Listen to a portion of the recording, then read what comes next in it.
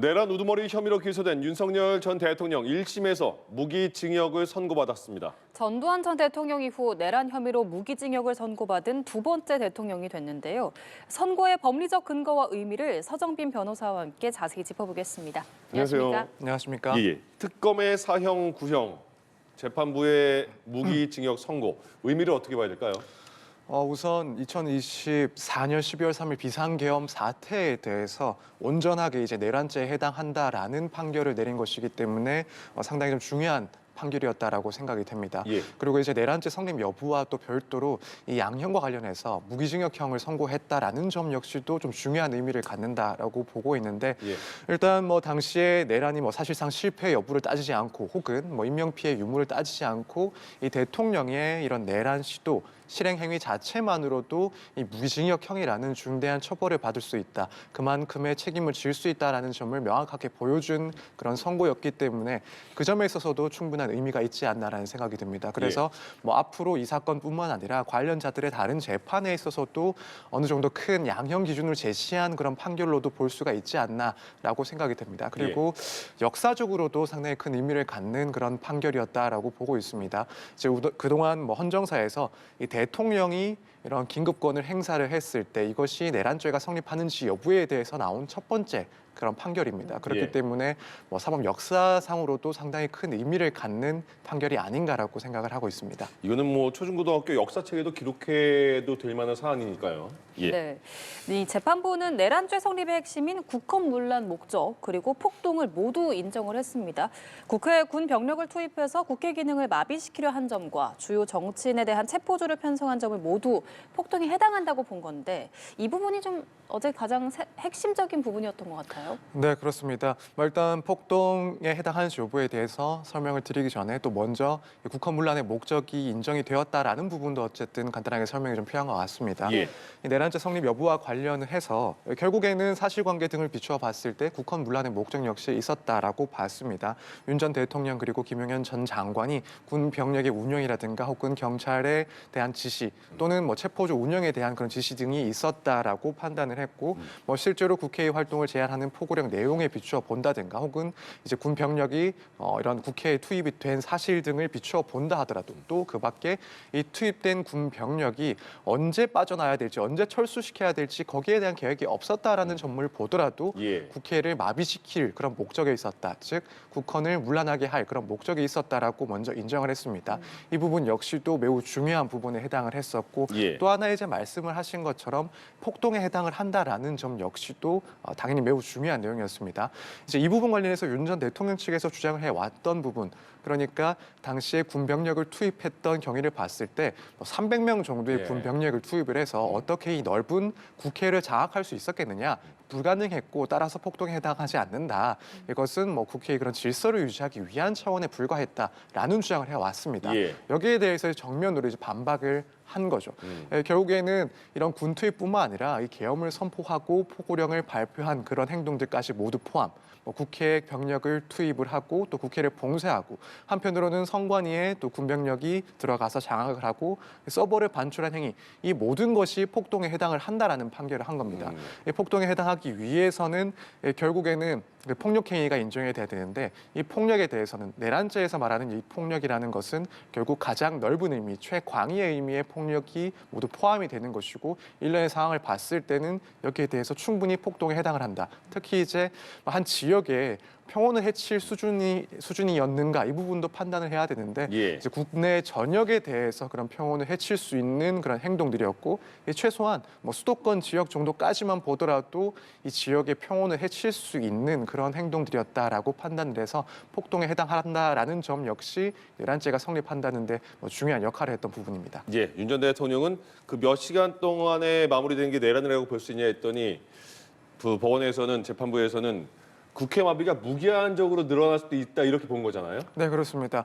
이제 그 국헌 문란의 목적 중에 하나가 결국에는 국회의 기능을 마비시키려고 했는가 이 부분이 또 문제가 됐던 건데 반드시 영구적으로 그 기능을 마비시킬 필요까지가 없다라고 봤습니다. 일시적으로나마 그 기능을 마비시킬 수 있었던 행동이었다라고 한다면 결국에는 내란죄가 성립을 할 수 있다라는 그런 판례가 있긴 하는데 이 부분을 다시 한번 거론을 하면서 당시에 군부대가 투입됐던 것 이게 매우 중요하고 실제로 실제로는 국회의 기능을 마비시킬 수 있는 그런 행동들이었기 때문에 당연히 내란죄가 성립을 한다라는 점을 인정을 했습니다. 최근에 저희가 재판부의 그 판결 선고문을 계속 봐오는데 재판부보다 특색이 있구나 이런 생각이 듭니다. 왜냐하면 이번에 직위원 재판부는 17세기의 찰스 1세를 언급을 했습니다. 그러니까 왕도 반역죄로 사형당할 수 있다 이렇게 표현을 했고 그다음에 또 성경을 읽기 위해서 촛불을 훔치는 건 용납할 수 없다 이렇게 말했거든요.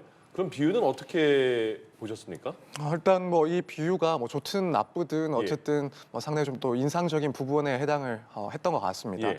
일단 윤 전 대통령이 대통령의 그런 정치적인 판단하에 국회에 군 병력을 투입했던 것은 결국 국헌 문란의 목적이 인정될 수가 없다. 대통령의 그런 권한들에 비추어 봤을 때 그런 목적이 인정될 수 없다. 따라서 내란죄가 성립할 수 없다라는 주장도 해온 것으로 보입니다. 예. 근데 여기에 대해서 단순히 이제 법률적인 판단뿐만 아니라 역사적인 배경을 보더라도 그런 주장이 타당하지 않다라는 점을 강조하면서 이제 찰스 1세라는 이름이 나온 게 아닌가라는 생각이 듭니다. 예. 지금 재판부에서는 뭐 찰스 1세가 뭐 당시에 이제 의회를 무시를 하다가 결국에는 반역죄로 처형을 당했고 이것이 이제 왕에 대해서 처형을 한 역사적인 그런 최초의 사례라고 설명을 하면서 왕 역시도 이 국회에 대해서 부당한 침탈을 했을 때는 이 국헌 문란의 목적이 인정되는 내란죄가 성립된다라는 점을 역사적인 그런 강조를 하지 않았나라는 생각이 듭니다. 예. 그래서 뭐 이러한 해석이 이러한 그런 설명이 뭐 상당히 일단 인상적이었다라고 이야기는 할 수 있을 것 같고 또 한편으로는 이제 뭐 성경을 읽는다는 이유로 촛불을 훔칠 수는 없다라는 표현을 했고 이 부분 역시도 조금 인상 깊었습니다. 예. 이제 설명을 하고자 했던 것은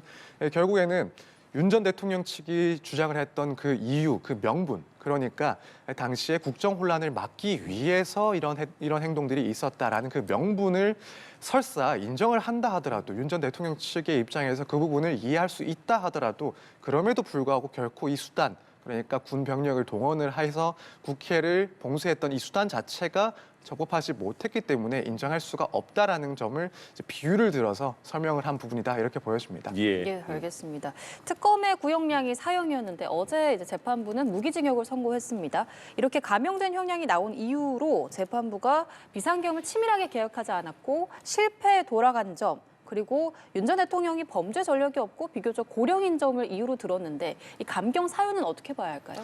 우선 이 비상계엄이 치밀하게 준비되지 않았다라는 그런 사유를 들었던 내용은 사실 비판을 조금 많이 받을 수밖에 없는 부분이 아닌가. 그러게요. 네, 저 역시도 사실은 이런 부분까지 언급할 그리고 좀 사정을 참작할 만한 이유가 있었을까라는 의문이 드는 지점이었습니다. 예.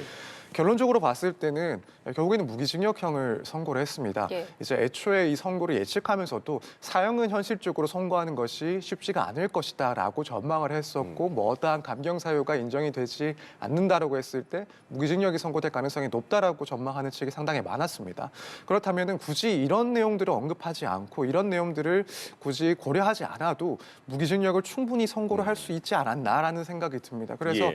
이런 점들이 과연 설시될 이유가 있었을까라는 생각을 좀 해보게 됐습니다. 특히 이제 결국 비상계엄이 실패로 돌아갔다, 내란죄가 실패로 돌아갔다라는 것은 앞서 다른 재판부에서도 언급을 했듯이 뭐 국민의 역할 그리고 국회의원들의 역할들이 상당히 컸다라고 보여지는데 예. 이것을 다시 한번 윤 전 대통령에게 유리한 사정이다라고 설명할 내용까지는 절대 아니었다라고 봅니다. 그래서 이 결과에 있어서는 뭐 충분히 인정할 수는 있긴 하지만 이러한 사유를 든 점에 대해서는 좀 비판을 많이 받을 것이다라고 보여집니다. 그리고 이제 고령이었다라는 점, 예. 그리고 뭐 공직 생활에 대해서 상당히 또 유리한 네. 점들을 언급을 했습니다. 이 점 역시도 사실 굳이 언급할 필요가 있었나 이런 국헌 문란의 목적이 인정되는 그런 사건에 있어서 개인적인 사유 등을 들어서 유리하게 판단을 했다라는 점은 사실 선뜻 이해가 안 되는 부분이기도 합니다. 마찬가지로 굳이 설실할 필요가 없는 부분이 아니었을까라고 생각은 하는데 예. 사실 또 한편으로는 재판부 입장에서 조금 생각을 해본다면 뭐 저희 개인적인 생각이긴 합니다만 예. 뭐 추후에 윤 전 대통령의 그런 양형부당 주장을 미리 좀 차단한 측면이 있지는 않을까라는 생각이 듭니다. 예. 만약에 이런 점들을 전혀 언급하지도 않고 판결문에도 적시하지 않았다라고 한다면 윤 전 대통령 측에서는 항소 이유를 주장을 할 때 감형 사유가 전혀 반영이 되지 않았다라고 주장을 할 수가 있을 것 같습니다. 예. 그렇다면 재판부 입장에서는 뭐 결론적으로는 무기징역형을 선고한다 하더라도 이 선택하는 과정에서 이런 점까지도 모두 따졌다라는 점을 한번 언급할 필요는 있지 않았을까. 그래서 우리는 뭐 항소심을 간다 하더라도 1심에서 양형 부분 모두 생각을 했었다. 윤 전 대통령에 관련돼서 유리한 사정까지도 따졌다라는 점을 어느 정도 표시를 하기 위한 것은 아니었을까. 예. 이건 지극히 개인적인 추론이긴 합니다만 예. 그럴 가능성도 있지 않았나 이런 생각은 좀 해봤습니다. 사전 차단의 효과도 있지 않았을까 이런 말씀이시잖아요. 그리고 재판부에서 무기징역을 선고했는데 일단 법정 사형 또는 무기징역이었잖아요. 유죄라면. 근데 언뜻 생각하기에는 사형도 끝까지 감옥서에 있어야 되는 거고 무기징역도 그런 것 같은데 둘 차이가 나중엔 뭔가 그 의미가 바뀌는 건가요? 선고의 의미를 어떻게 봐야 되는 거죠? 물론 이제 이런 사건 같은 경우에는 예. 상징성도 분명히 차이가 있을 겁니다. 예. 이제 법정 최고형이 사형을 선고를 하느냐, 무기징역형을 선고하느냐 이 부분은 일반 사건과는 다르게 역사적으로 상징하는 바도 차이가 크다라고 보여지는데 예. 그밖에 이제 법적인 측면에서도 분명히 차이는 있습니다. 이제 사형을 선고받을 경우에는 추후에 가석방 자체가 이제 불가능해집니다. 예. 다만 이제 무기징역을 선고했다라고 한다면 이후에 20년 이상을 복역을 했을 때 심사를 거쳐서 가석방 대상자가 될 수도 있고 또 네. 사정을 고려했을 때 가석방 자체도 실현 가능합니다. 이런 점에 있어서는 분명히 차이는 있다라고 볼 수가 있는데 다만 이 사건에 있어서는 가석방을 무기징역형을 선고받아서 나중에 확정이 된다 하더라도 가석방 자체는 사실상 불가능하지 않을까라는 생각이 듭니다. 이게 무조건적으로 기계적으로 20년을 채웠을 때 가석방을 한다 이게 아니라 이 사안의 중대성 등을 고려를 해서 가석방 여부를 검토하게 되는 것인데 예.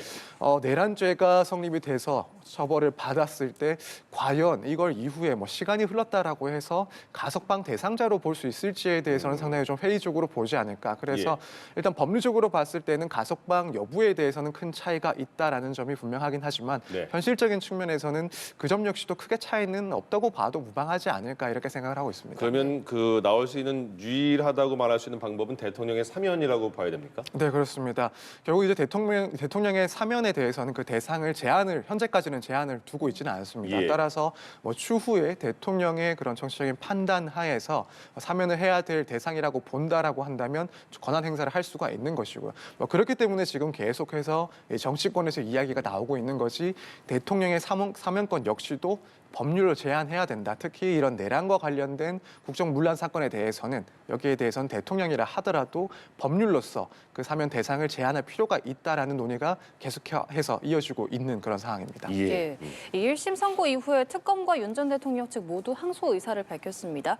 이 사건이 이제 서울고법 내란 전담 재판부로 넘어가게 될 텐데 앞으로 좀 어떤 게 법리적 쟁점이 될까요? 일단 윤 전 대통령 측에서는 1심에서 했던 그런 주장들이 고스란히 반복을 할 것으로 보입니다. 그래서 공수처의 수사권이 없다라는 주장부터 시작을 할 거고 또 한편으로는 대통령의 통치행위이기 때문에 사법부의 판단이 최대한 자제가 되어야 된다라는 주장을 할 겁니다. 그밖에 당연히 이 성립 요건과 관련해서 그런 국헌 문란의 목적이 없었다, 폭동이 아니다라는 점을 똑같이 반복을 할 것이다라고 예상이 되고 이제 특검의 입장에서는 조금 그 강조점들이 달라질 것이다라고 보여집니다. 특검에서 항소를 하는 것은 결국 이 무기징역형이라는 선고가 너무 낮다, 사형을 선고해야 된다라는 점을 주장을 하면서 항소를 할 건데 그렇다면 결국 이 양형과 관련된 부분들을 더 강조해서 따지고 들어갈 것이다라고 생각이 됩니다. 그리고 조금 더 구체적으로 본다면 이번 재판에 있어서 재판부에서는 특검에서 주장한 이 비상계엄의 계획 시기 그리고 그 계획의 목적 이 부분을 모두 배척을 했습니다. 특검에서는 당시에 추후에 그런 장기 집권을 위해서 이 비상계엄을 준비를 했었고 그 시간 역시도 1년 이상 전부터 준비를 해왔다라는 점을 주장을 했는데 이게 사실은 양형과 관련돼서 상당히 더 중요하게 중요하게 볼 수가 있는 요소입니다. 그렇기 때문에 특검 입장에서는 이 계획이 사전부터 치밀하게 준비가 됐었다. 그리고 그 목적은 독재를 위한 것이었다라는 점을 항소심에서는 상당히 더 강조를 할 걸로 보입니다. 그러면서 또 하나 주장을 할 것이 결국 이제 노상원 전 사령관의 수첩 내용 이 부분 역시도 재판부에서는 그 증거 가치가 상당히 낮다라고 평가를 했는데 특검 입장에서는 그 내용 모두가 이 계엄을 준비하는 과정에서 실제로 준비가 됐던 모의가 됐던 내용들이 포함이 된 것이고 따라서 이 비상계엄의 그런 위험성은 매우 크다라는 점을 다시 한번 강조할 가능성이 높아 보입니다. 그래서 전반적으로 특검에서 주장하는 내용은 양형과 관련된 그런 주장들로 상당히 강조가 되지 않을까 이렇게 전망이 됩니다. 예, 알겠습니다. 어제 있었던 윤석열 전 대통령의 내란 우두머리 혐의 선고과 관련해서 그 법리적 근거와 의미를 서정빈 변호사와 함께 이야기 나눠봤습니다. 오늘 말씀 고맙습니다. 네, 감사합니다.